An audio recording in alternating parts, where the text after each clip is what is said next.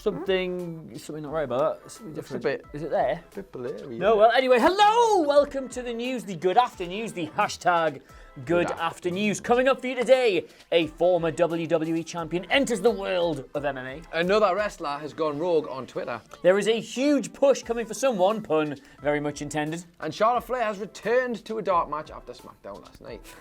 But first, I did 4 years of university. I wrote essays. Before that, I was always into my writing. Then I freelanced for publications across the world. Then I came to work at WhatCulture. And finally, I get to do the headline that I feel my career has been building to. And that is... Don't rush it. Enzo Amore and Joey Janela fight at Blink 182 concert. There it is. There it is, That's ma'am. I made something of my life. I want to thank my English teacher in high school and Alistair Robinson from Sunderland University to get me here to do this story for you today. Yes, last night at a Blink 182 concert in New Jersey, Enzo Amore and Joey Janela were formally introduced, and it came down to a bit of apparently not a work, actual scrapping. Yeah. No footage yet, I should say. We've deliberately held on to this story all day in case some footage did emerge.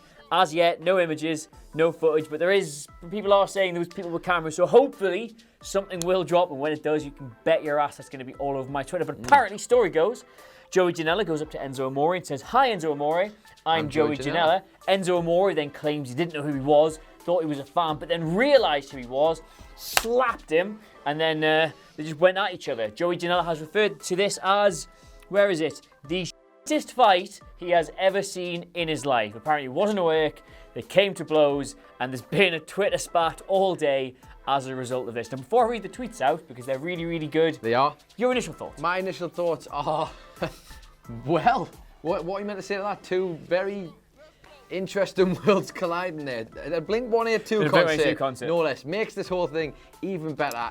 I would love to see Joey Janela wrestle a hardcore match with Enzo Amore. Yes, I mean I would like to see a match out of this, as much as, you know, a lot of people are against Enzo being involved in certain things, but Enzo did reveal a massive secret about wrestling, that apparently it's fake. It's what? I don't want to say it. Well, apparently this wasn't. This wasn't. Now, I'm just going to read out, these are not in order. I should do the tweets in order, but I'm not going to do that. What I'm going to do is, I'm going to read out the Joey Janela tweet for a bit of context, then I'm going to do my Enzo impression and finish it off. Oh, of course you are. So Joey Janela goes, "Clout chasing in public to ultimately look like a pussy must feel terrible. You're not a good human. People are out to enjoy their night and you cause a scene and run while I'm engaging with friends and fans. Your mother should be proud." This is Joey Janela. Good. Enzo Amore, on the other hand, "Bro, I'm glad you introduced yourself because I couldn't pick you out of a lineup. You don't want no smoke. Where was that energy at? We ain't friends. Don't introduce yourself to me, boy. I thought you were a fan. Ha ha ha. The second I realized it was you, I slapped your bitch ass hands down and walked at you with my hands up. You fucking ran backwards and told my homie to film it. Well, and you can't teach that." The only thing I'm thinking of through this is that Ben Roy's going to have to edit all these. Yeah, really sorry, Ben Roy. They're all in the first one. Delightful. No more swears after this.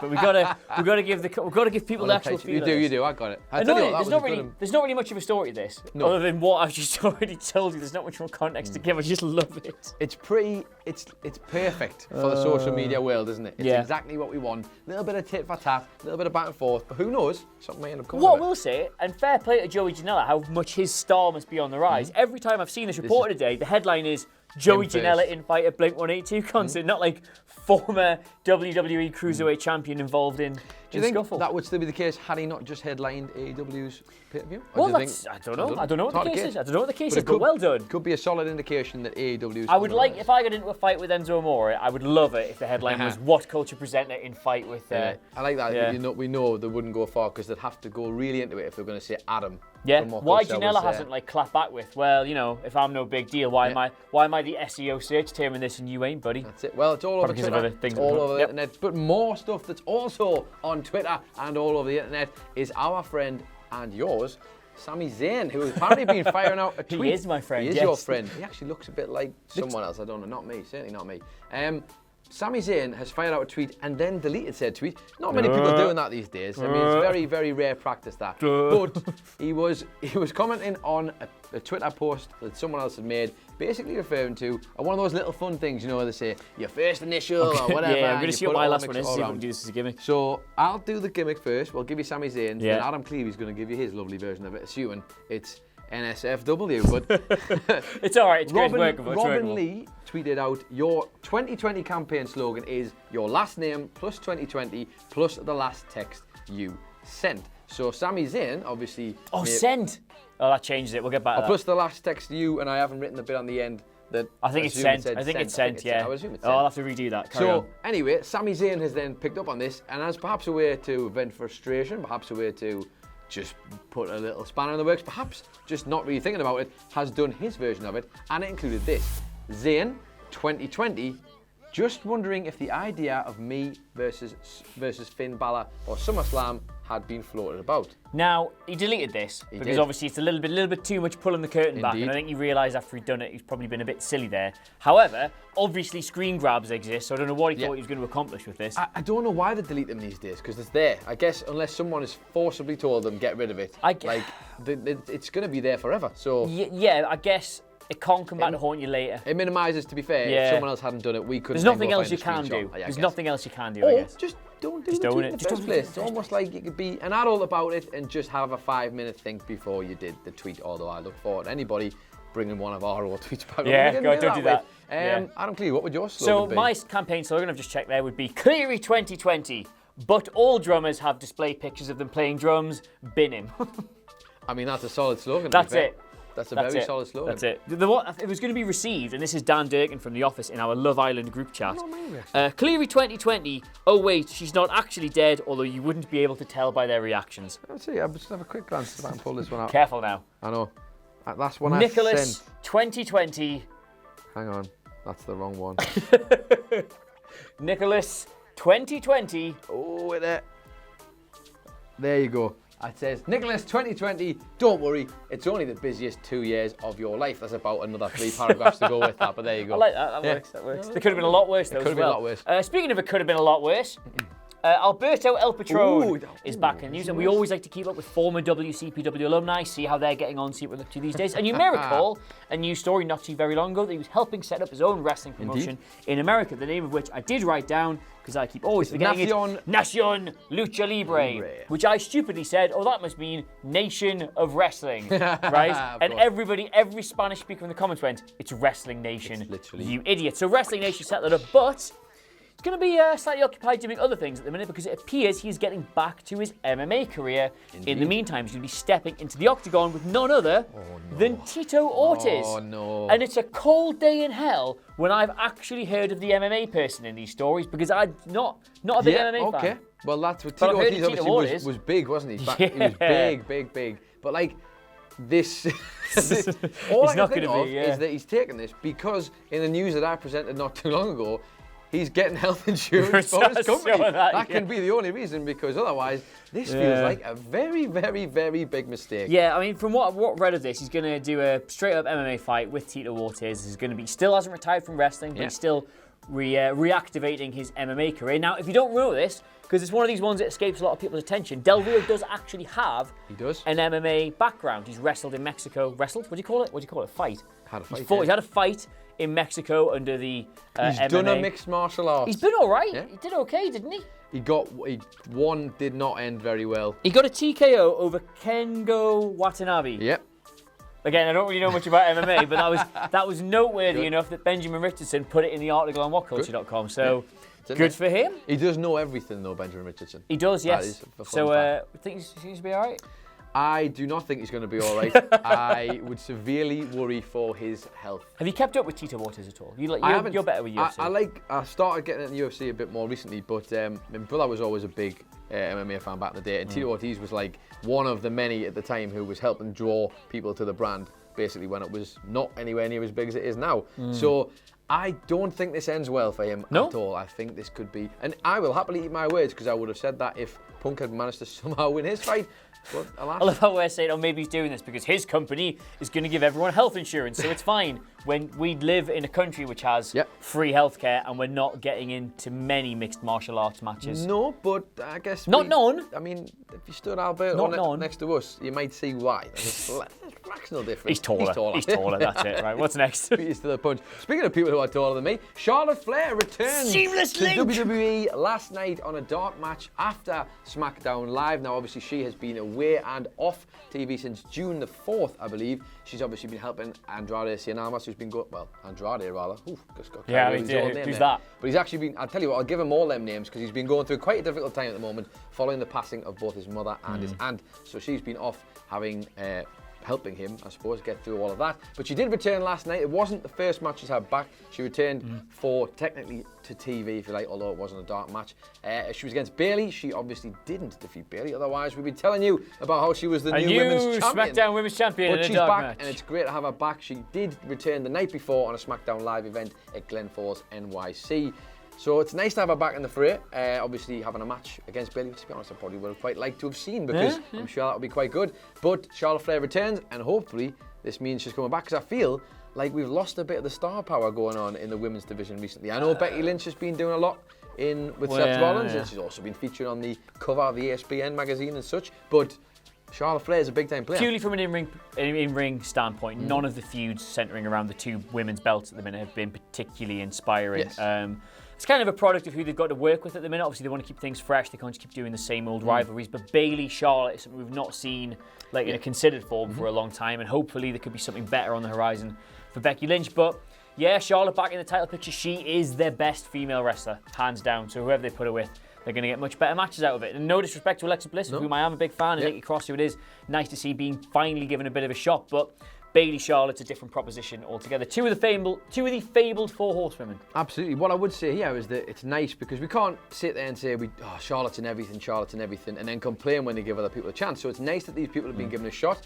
Some of them have taken that chance a little bit, some not so much. Lacey Evans is probably an example of that where it maybe hasn't worked out, but they're trying. What we need here, in my opinion, when Charlotte comes back and inevitably when Sasha Banks returns, is to keep them separate from the people that they've been fighting so long. Becky Lynch and Charlotte Flair surely need to be kept separate, and Sasha Banks and Bayley, in my opinion, need to be kept separate as well. Almost as if, well, we'll get to this. There might be a question that brings us up later on. There could well be. Speaking of things coming up, title of my sex tape. The future. Yeah, the future's coming up, isn't it? And in the future, it looks like Seamless Link. It looks like Braun Strowman could be the recipient of a pun very much intended, massive, massive push. Now, we know from the whole, we've said the Heyman and Bischoff thing to death in all of these videos. We know, but they are very important and very relevant. We know that the direction of things is going to change going forward, but we're not really totally sure when they're going to get their hands completely on both reins. We saw a bit of an uplift in Raw's fortunes last week, followed by a little bit of a downturn again. Did it get the hands this week? No, it did. I should have done that. Should have got these hands on those reins. We'll get back to that then. But one of the main things that we're supposed to be looking forward to on Raw is eventually when Heyman does get total creative control, at least however much he's going to be given, one of the people to benefit from that is going to be Braun Strowman. Now, if you remember, it felt like last year was his year, and they missed the boat on that. It really did. Title match after title match. He won Money in the Bank. He looked like he was going to be the guy they moved on from when Brock had left, but then Brock didn't really leave, and then they stuck with Roman, even though they couldn't stick with Roman because he had to take some time off, and then it just kind of felt like that ship had maybe sailed. His aura had gone, his monster mystique. But this is a great quote from Sportskeeda. Good call. The idea is to get Strowman back to his roots as a monster, just destroying everything in his path. He hasn't been used as effectively as he could be. Heyman is still the same guy who brought you ECW. He likes the technical style, but he also likes big, destructive forces of nature, and Braun is perfect for that. Good news, that, I think. I think that's very good news. I think it's tough, isn't it? Because Braun Strowman was absolutely red hot. Not that long ago. Nothing like it last year. Tail end of 2017, beginning of 2018, all the way through. Like, just think he was turning up on shows with musical instruments, and that was the biggest pop of the night. easily, and he was pulling it off, no problem. He was destroying everything in his path. We weren't getting bored of seeing him smash things up, flip things over, pull things down. Yep, he was a beast, quite literally a monster, whatever you want to call him. He has tapered off, and I would like to see Big Bad Braun come back, but you need to learn to do things, or how to do things with big men, and that seems to be the problem. But maybe Paul Heyman is the man to unlock that. I've said a million times, nothing is better for you in WWE than a big injury layoff, because by the time you're away, you're sort of protected from how they were going to be booking you in that time. And so excited for him to come back. Absolutely. Obviously, like the screen thing that was a great indicator of how big they see him, because he can knock down an LED screen. And it looked great as well. It did look great. So if they're going to have plans like that from going forward, I am all for it. And all for it. Saying that as well, the match he had with Lashley prior to that was actually pretty good. Great. It was exactly what you should be used for. Just as you would always say. What was it? Two things of meat. Two slabs of meat in a washing machine, around and around and bang and bang. We always finish each other's sentences. Should we do the Twitter questions? Should we do the Twitter questions? Yes, please. Go on then. Right. How do I get all my likes on my... Here we go. Here he is. I can't see on the screen. Okay, right. From Patrick Mercer to Mr. and Mrs. Mercer. Son, Patrick, if Sasha Banks is to return this Sunday, would you rather she helped Bayley retain and feud with Nikki and Alexa, or that she just batters the absolute crap out of Bayley and turns heel, becoming the legit boss from NXT again? Hashtag good after news. Out of both those options, is there a third that I can pick?